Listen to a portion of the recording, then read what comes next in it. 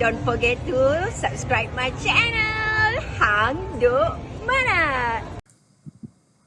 Assalamualaikum. Selamat datang lagi ke channel Hang Duk Mana. Mari kita dengar respon Datuk Kamar Amir terhadap isu Nick Glynn. Beliau merespon terhadap PAS. Apa PAS kata? Jumaat yang hitam, kata PAS. Saya baca sikit. PAS menganggap hari ini sebagai Jumaat yang hitam selepas 16 daripada 18 pertukan elemen jenayah syariah Kelantan sah terbatal oleh Keputusan Mahkamah Tertinggi Negara. Jumaat yang hitam kepada syariah Islam, kepada undang-undang Islam, itu yang boleh kita PAS gambarkan. Itulah dia kata kenyataan daripada Taqiyuddin Hasan. Kita mari kita dengar respon Datuk Kamar Amir. Dia akhir tak komen macam biasa. Juga saudara, hari ni saya geleng kepala lah saudara. Isunya tak ada cerita lain. Isu kesilapan yang mereka lakukan. Tiba-tiba saya dengar lah. Ahmad tu mengatakan bahawa hari ini berlakunya Black Friday. Hari hitam dalam sejarah. Hari Jumaat yang hitam. Kerana penghinaan berlaku terhadap Mahkamah Syariah. Saya geleng kepala, tang mana datangnya? Sedangkan menurut perbicaraan, Mahkamah Persekutuan telah pun membatalkan 16 peruntukan enactment syariah di Kelantan. Bukan membatalkan Mahkamah Syariah. Kenapa perlu rakyat dibohongi? Saya hairan, mesti ni khabar-khabar keluar ni. Pertahankan Mahkamah Syariah. Masa bila pula Mahkamah Persekutuan nak membatalkan Mahkamah Syariah? Saya hairan. Apa yang berlaku sekarang ialah seorang peguam, Nick Glynn bersama dengan anaknya, secara memfailkan. Dah lama ni berlaku. Benda ni lama dah berlaku. Kerana dia melihat berlaku pertindihan antara Mahkamah Syariah dengan Mahkamah Sivil. Dia sebab itu dia mencabar perlembagaan di mana 18 pertukan dalam enactment Kanun Jenayah Syariah Kelantan yang dilihat bertindih. Inilah yang dicabar oleh kes Nick Glynn. Dia bukan nak tutup Mahkamah Syariah sebab dia merasakan berlaku pertindihan. Saya dulu dah bercakap dah. Sebenarnya ahli-ahli Dewan Undangan Negeri di Kelantan, kalau kita cakap nanti orang kata kita marah dengan PAS. Apakah mereka tahu tentang undang-undang? Tiap-tiap undang-undang yang naik gubal, di peringkat negeri dipanggil enactment, saudara. Di peringkat pusat dipanggil undang-undang, akta. Jadi apabila kerajaan negeri Kelantan yang dipimpin oleh pimpinan daripada PAS, wakil-wakil rakyat ramai daripada PAS, membuat keputusan meminda enactment undang-undang negeri berhubung tentang enactment undang-undang dalam Mahkamah Syariah. Perubahan antara undang-undang kisas lah, hudud dan takzir. Hudud ini memang tak boleh siapa pun mencabar. Itu hukum Tuhan. Tak boleh nak dipinda-pinda. Begitu juga kisas. Tapi takzir ni hukumnya undang-undang ini kemanusiaan.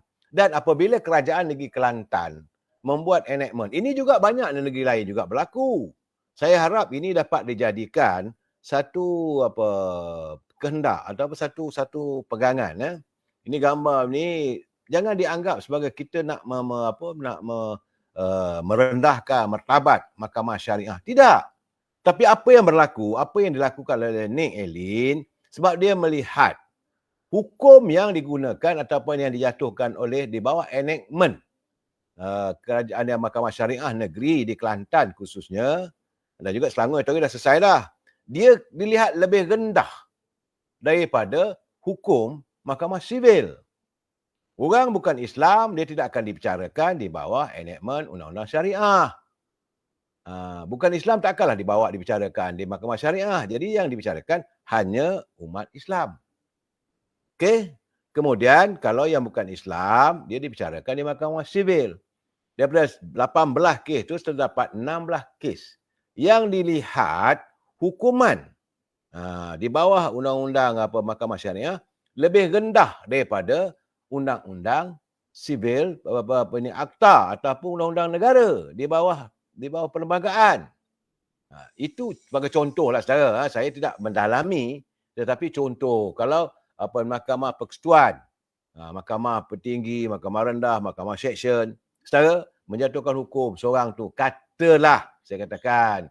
Contohnya berpakaian tidak senonoh. Lelaki pakai perempuan. Ada saudara dalam undang-undang ni. Rambut panjang, pondan lah. Tu saya cakap gitu. Atau berkunsa lah misalnya. Ini satu kesalahan saudara. Di bawah hukum, contoh saya kata ya, misalnya di bawah hukum undang-undang sivil, hukumnya katalah 5 tahun penjara ataupun 20,000 denda. Tetapi di bawah undang-undang syariah pula dia rendah. Ini masalah dia. Mungkin 2,000 ke 3,000. Jadi kalau begitu, bila mereka kalah di mahkamah sivil, dia pergi ke mahkamah syariah. Jadi sebab itu dilihat mahkamah syariah ni kenapa jadi begitu? Sepatutnya sewaktu mereka menggubal enactment di Kelantan tadi, mestilah setara. Kalau mahkamah sivil mengatakan hukum mencuri, penjara 5 tahun, maka mahkamah syariah pun 5 tahun supaya tidak bercanggah. Itu keadaannya. Sebab itu kata Ketua Hakim Negara, Tengku Mainon, katanya kuasa perundangan persekutuan dan kuasa perundangan negeri ditentukan oleh perlembagaan menerusi jadual yang telah menggariskan undang-undang yang boleh dibuat oleh parlimen serta badan-badan perundangan. Jadi dalam 18 peruntukan kesalahan dalam enactment Kanun Jenayah Syariah Kelantan 209 yang dicabar oleh dua wanita Islam, dia katanya prinsip undang-undang adalah mantap untuk menentukan sama ada undang-undang yang dibuat oleh parlimen atau badan perundangan negeri adalah sah dan termasuk dalam batas-batas kuasa perundangan masing-masing. Jadi katanya peruntukan yang dibuat oleh Badan Perundangan di Kelantan adalah perkara yang termasuk dalam senarai persekutuan. Maka ia tidak mempunyai kuasa untuk membuat undang-undang. Dia kena pulangkan balik kuasa itu kepada parlimen. Jadi bukanlah dengan membandingkan peruntukan dicabar itu dengan peruntukan sedia ada. Dia kata Tengku Mamun, dia kata ini bukan untuk mengurangkan kuasa mahkamah syariah ataupun mau mengambil alih kuasa mahkamah syariah. Tidak. Tapi kalau kita tengok keadaan cara mereka berucap. Sebab itu saya kata pemimpin berhentilah banyak sembang. Cerita yang benar. Kumpul rakyat. Bawa dengan bas. Berbondong-bondong pergi ke mahkamah Istana Keadilan. Tuntut. Jadi saya nak tanya satu saja. Mereka yang datang ke Istana Kehakiman tu mereka faham ke apa yang diperjuangkan? Apa yang cuba dirumuskan oleh pimpinan mereka? Apa sebenar-benarnya? Kenapa ini dijadikan isu politik? Itu yang saya rasa tak senang. Saya kalau ni konon-kononnya lah. Kalaulah Nik Ali itu menang, maka orang Islam itu boleh langgar 20 kesalahan jenayah syariah tanpa dihukum. Pula dah. Kesalahan undang-undang syariah sivil dah termaktub. Cuma yang berlaku sekarang dia bertindih. Sebagai hukum jauh lebih berat berganda-ganda. Tapi hukuman khas berkait dengan orang Islam, macam contoh minum arak dalam undang-undang syariah masih berjalan.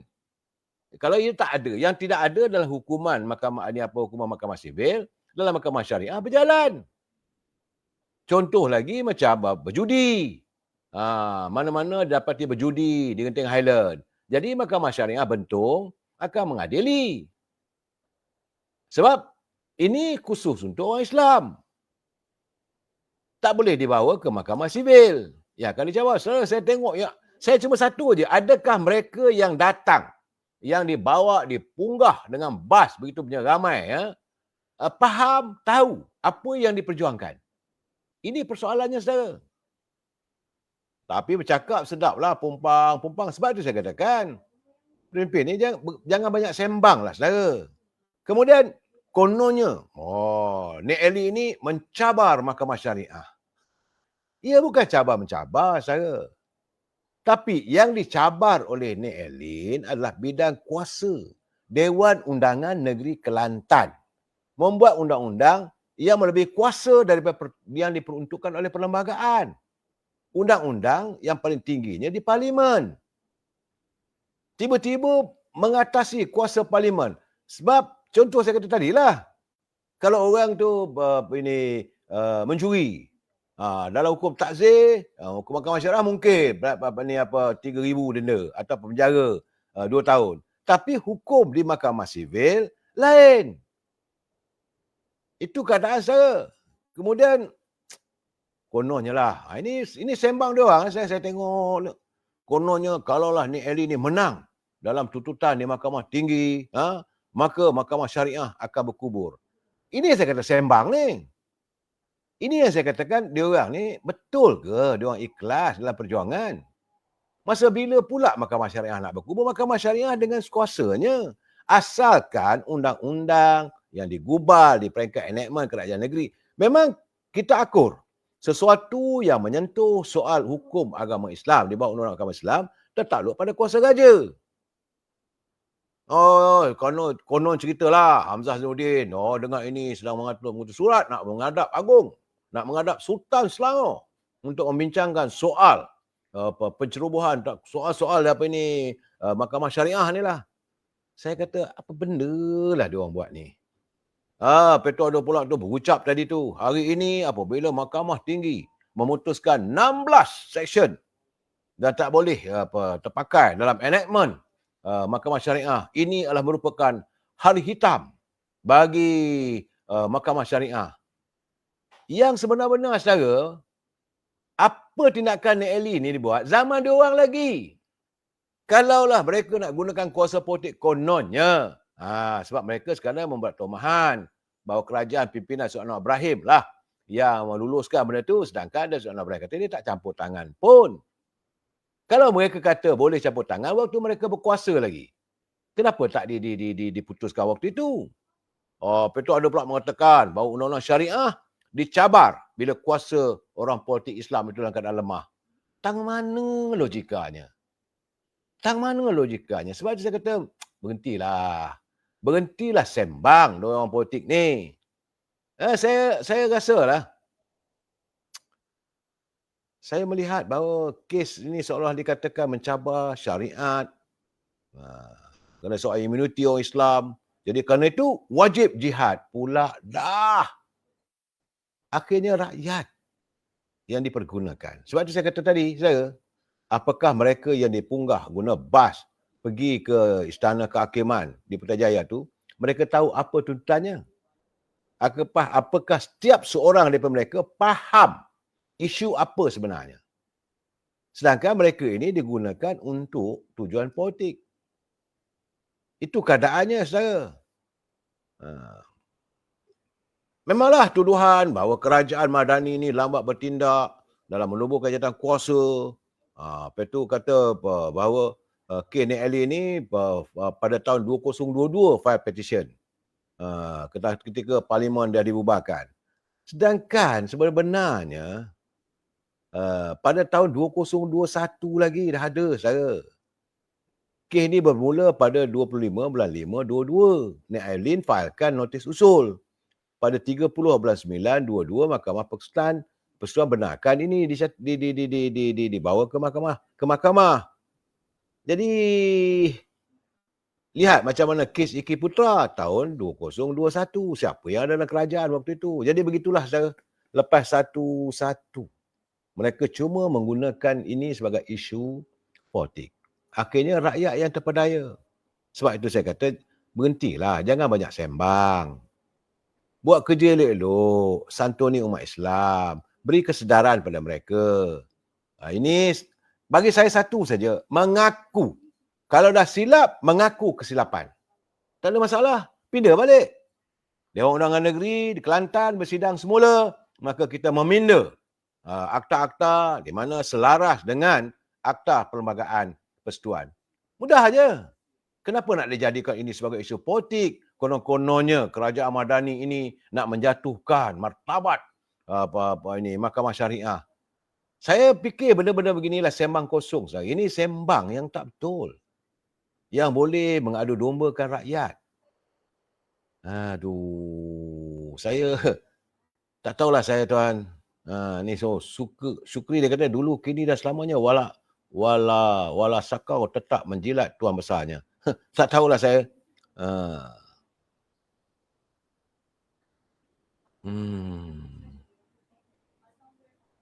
Ni pula sniper D pula kata nak tanya ni.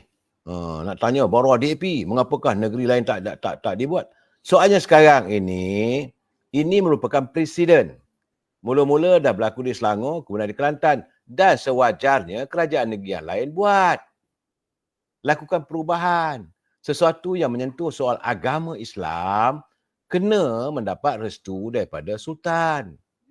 Nak diperbetulkan balik, mana yang tak betul. Sekali Menteri Besar kena sembah pada tuanku. Tuanku, enactment kita ni nampak gayanya bertindih dengan persetujuan. Mohon izin tuanku, Dewan Negeri nak mau melakukan perubahan supaya sejajar.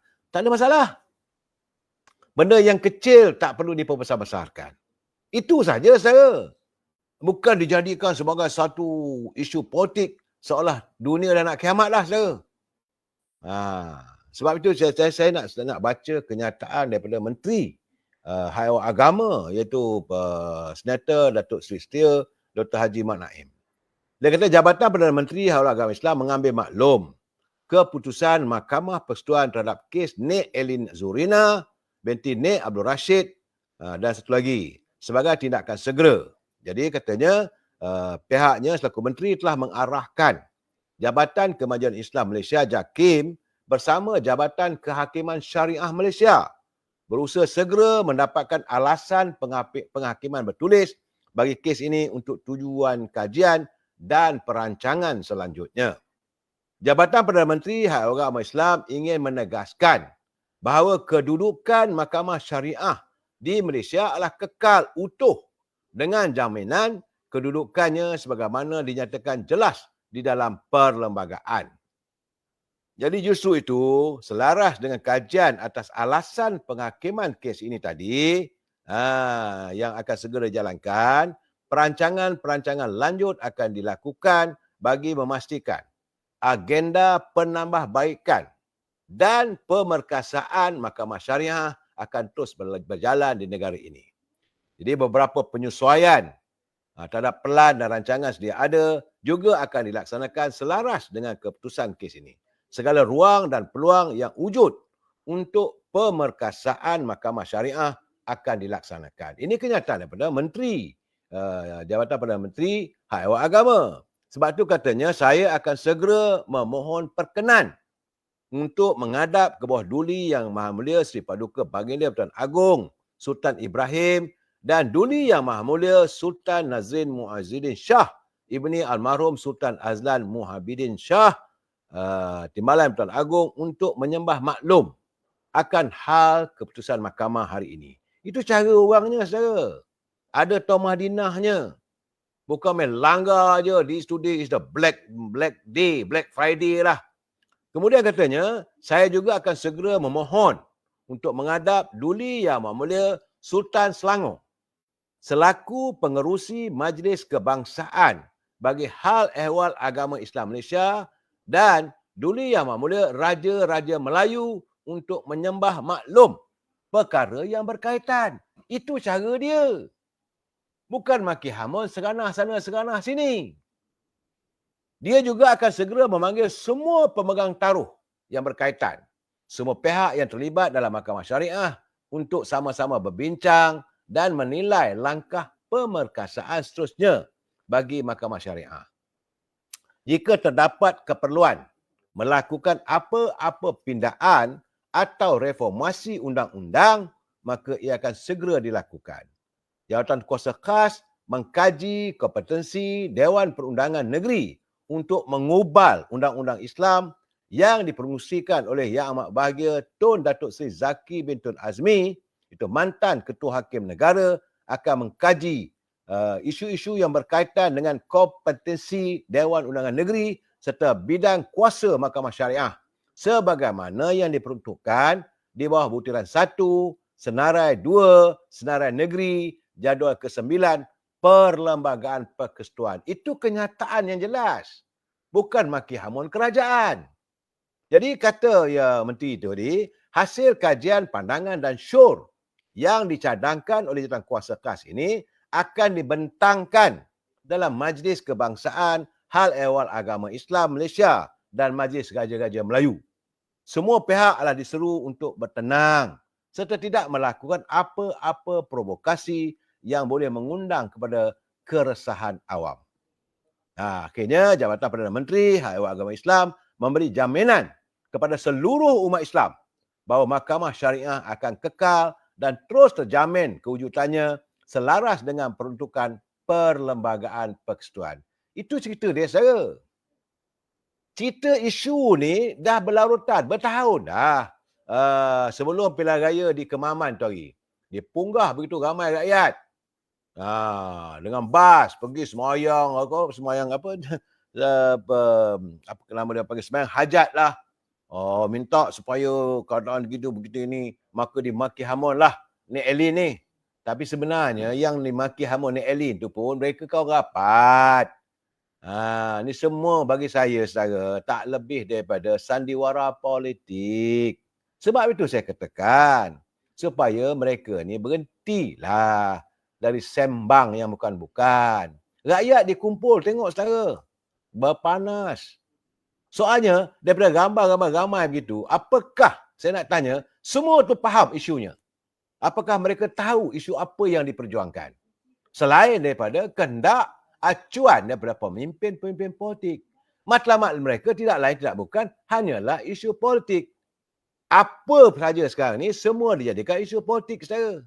Dan isu yang paling seronok sekarang ni, mereka memacu adalah isu-isu yang menyangkuti ataupun menyangkupi persoalan agama Islam. Ini Mahkamah Syariah. Hebat. Itu keadaan saya. Sedangkan apa yang mereka lakukan? Sewaktu mereka berada di anjung kuasa bersama-sama dengan menteri-menteri yang lain. Satu ketika dulu mereka juga menjadi menteri agama. Mereka juga menjadi menteri undang-undang. Kenapa tidak dilakukan perubahan-perubahan sebagainya? Ini saya kata sembang kencang, saudara.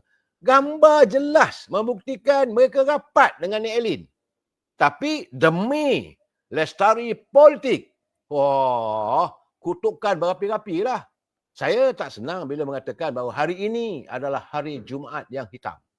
Black Friday. Tang mana letak logikanya? Sembang je lah diorang ni, saudara. Saudara, saya nak, untuk mudah faham, saya nak bagi jelas, saudara. Kerajaan PAS Kelantan melakukan 16 undang sivil dan dijadikan ia sebagai undang-undang syariah. Itu asas dia, saudara. Kemudian Nik Elin melihat tindakan PAS itu adalah salah kerana akan wujud dua set undang-undang untuk satu kesalahan yang sama. Apatah lagi akan menimbulkan konflik pertindihan undang-undang syariah dan undang-undang sivil. Itu asas dia. Kemudian Nik Elin pun buat semakan kehakiman. Apakah 16 undang-undang sivil, dia buat 18 sebenarnya, saudara, yang dinamakan oleh PAS itu sah ataupun tidak. Proses itu berlaku di zaman PAS jadi kerajaan. Jangan sembang lebih. Ini faktanya. Hari ini, Mahkamah pun memutuskan tindakan PAS menjenamakan antara 16 undang-undang sivil sebagai undang-undang syariah adalah tidak sah dan terbatal. Jadi, saudara, dalam kata lain, Nik Elin telah menyelamatkan enactment syariah Kelantan daripada berlaku pertindihan dengan undang-undang sivil, sekaligus mengelakkan berlakunya komplikasi pertindihan undang-undang untuk di masa akan datang. Dan ini juga, saudara, saya jelaslah memperlihatkan bahawa beka puak-puak dalam PAS ni yang menguasai Dewan Undangan di Kelantan ni tak smart. Dah jadi kerajaan lebih 30 tahun. Tapi sepatutnya PAS lebih memahami selok-belok undang-undang. Kerana sesuatu undang-undang yang berlaku pertindihan undang-undang secara automatik, undang-undang negeri akan terbatal. Sepatutnya mereka lebih tahu, lebih faham. Itu saya kata rekod sembang aja lebih. Jadi sebab tu saya katakan kita perbetulkan dengan baik. Tak payahlah nak maki orang tu, maki orang ini. Dan dalam keadaan sekarang ni, saya melihat. Jadi apa yang dilakukan oleh Nik Elin adalah untuk memperkasakan undang-undang Mahkamah Syariah. Bukannya PAS yang menyusahkan undang syariah dengan membuka ruang-ruang pertindihan. Jadi tak salah bincang balik dengan pegawai undang-undang, macam mana nak buat. Persidangan Dewan Undangan Negeri masukkan satu urusan, satu usul untuk meminda. tak ada masalah. Tapi orang kata degil. Kalau bahasa orang Kedah lebih ketegak. Ketegak. Tak mau buat. Orang pihak ada ketegur lah. Dalam bahasa yang tepatnya keras kepala. Apa cara pun. Sebab ini isu yang boleh digunakan sebagai isu politik. So, saya katakan bahawa ini semua sembang saya rasa. Sebab itu saya jangan jadikan bahawa Islam akan terkubur, Mahkamah Syiah terkubur. Ini semua sembang. Tak betul saya. Baik, saya malas saya nak bercakap panjang lebar saya bercakap tentang Nik Ali ni hari ni. Saya haraplah agar warga kita faham sepaham-pahamnya apa yang berlaku, bagaimana mereka, ini yang dikatakan mereka menunggang. Mereka menunggang agama untuk tujuan politik. Tak lebih daripada itu. Okey, tuan-tuan, komen saya baca detail sedikit lagi. Mahkamah Syariah Undang-Undang Islam tak akan terkubur Tengku Maimun.